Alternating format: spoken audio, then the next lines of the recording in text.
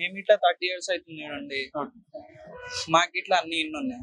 అయితే కొంత తెలుగులో ఇట్లా ఆడనే ఉంటారు కొంతమంది రాజస్థాన్ లో. మేము ఇట్లా ఇన్ని ఉన్నాం, మేమేం తప్పు చేయట్లేదు. వాళ్ళు ఇట్లా ఇంటారు ఆడ, మేము ఇట్లా ఇన్ని ఇంటాం, తప్పు ఏం చేయలేదు. గో బ్యాక్ ఎందుకన్నా దానికి. అంటే ఇక్కడ ఎవరైతే లోకల్స్ ఉంటారో, అంటే ఇక్కడ తెలంగాణకు సంబంధించిన వ్యాపారులు ఉంటారో, వ్యాపారులకు మీరు షాప్స్ పెట్టడం వల్ల వాళ్ళకైతే తీవ్రంగా నష్టాలు అయితే జరుగుతున్నాయని అంటున్నారు వాళ్ళు ప్రధానంగా. నష్టాలంటే ఏం లేదన్న, మేము ఇట్లా పెట్టుకుంటాం, వాళ్ళు ఇట్లా వింటారు, మేము ఇట్లా వింటున్నాం. వాళ్ళు ఇట్లా కమాయిస్తారు, మేము ఇట్లా కమాయిస్తున్నాం.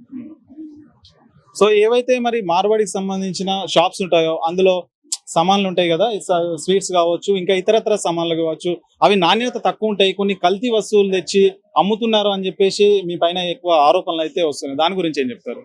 లేదా అన్ని మంచి. ఓకే, సో మంచిగానే వ్యాపారం చేసుకుంటున్నారు మీరు, అంతే మంచి సామాన్లు పెట్టే వ్యాపారం చేస్తున్నారా? అన్ని మంచి.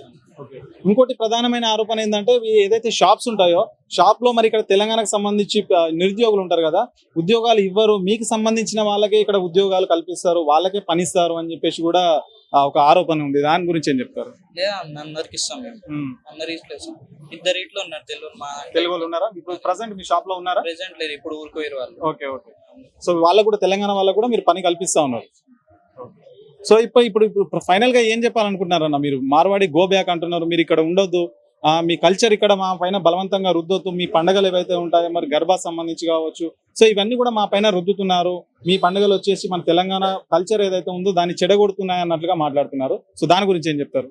ఏం లేదన్న, మేము ఇక్కడ ఏమన్నా తప్పు వేస్తే చెప్పండి అన్న, గో బ్యాక్ ఎందుకు. మళ్ళీ వాళ్ళు ఇట్లా మా ఊళ్ళో ఇట్లా ఉంటారు రాజస్థాన్ లో కొంతమంది, మేము ఇట్లా ఈడ ఉన్నాం అంతే. అంటే తెలంగాణ వాళ్ళు రాజస్థాన్ లో ఉంటారు, వాళ్ళలాగా మీరు కూడా ఉన్నారు అనమాట. సో ఇది మరి మేమైతే ఇక్కడికి వచ్చి అయితే చాలా సంవత్సరాలు అవుతుంది, మరి నిజాయితీగా వ్యాపారం అయితే చేసుకుంటున్నాం. ఇక్కడ స్థానికులకు కూడా ఉపాధి అవకాశాలు అయితే కల్పిస్తున్నాం అని చెప్పేసి వీళ్ళైతే అంటున్నారు. మేము ఎలాంటి తప్పు అయితే చేయట్లేదు, మేము పెట్టుబడి పెట్టాము, వ్యాపారం మాత్రమే చేస్తున్నాము. మరి దానికి గో బ్యాక్ ఎందుకు చెప్తున్నారు అని చెప్పేసి మనకి ఇక్కడ లోకల్ గా ఉండే మరి స్వీట్ షాప్ సంబంధించిన ఓనర్స్ అయితే చెప్తా ఉన్నారు మనకి.